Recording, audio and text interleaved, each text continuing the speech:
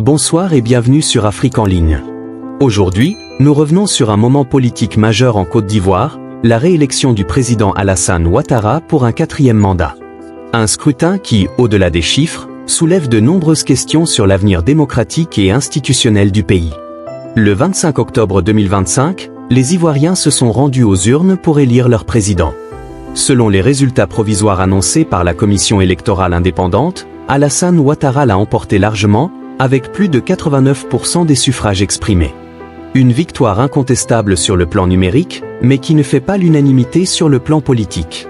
Plusieurs figures majeures de la scène nationale, parmi lesquelles Laurent Gbagbo et Tidjane Thiam, n'ont pas pu participer à ce scrutin, écartés pour des raisons administratives et judiciaires. Cette absence a profondément marqué la perception du vote dans l'opinion publique. Pour une partie de la population, il s'agit d'un scrutin sans véritable confrontation politique. Pour d'autres, c'est une continuité nécessaire, gage de stabilité dans un contexte régional fragile.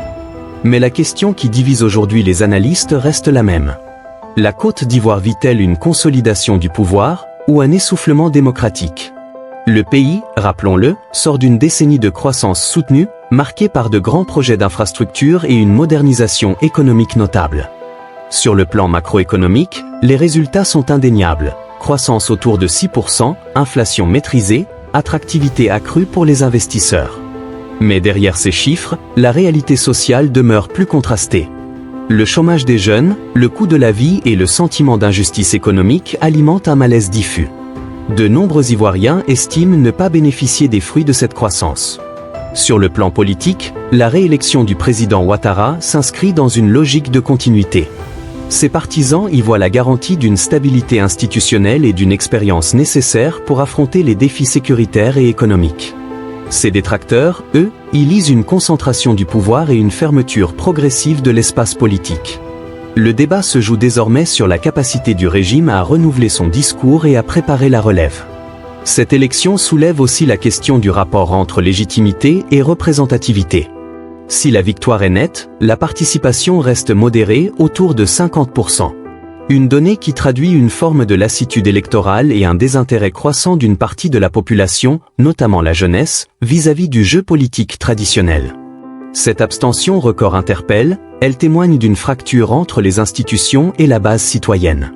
Dans les jours qui ont suivi le scrutin, l'opposition a appelé à la retenue, tout en dénonçant les conditions d'un vote jugé inéquitable. Aucune grande manifestation n'a toutefois dégénéré, signe que la population semble vouloir avant tout préserver la paix civile. Mais sous cette apparente stabilité, les tensions politiques restent palpables, surtout à l'approche des législatives. Pour beaucoup d'observateurs, le véritable défi du président Ouattara ne sera pas seulement de gouverner, mais de préparer l'après-Ouattara. C'est-à-dire de construire les conditions d'une alternance apaisée, crédible et inclusive. Car au-delà des victoires électorales, la solidité d'une démocratie se mesure à sa capacité à se renouveler sans crise. La Côte d'Ivoire entre donc dans une nouvelle phase de son histoire politique. Entre stabilité et transition, entre continuité et attente de changement, le pays se trouve à la croisée des chemins.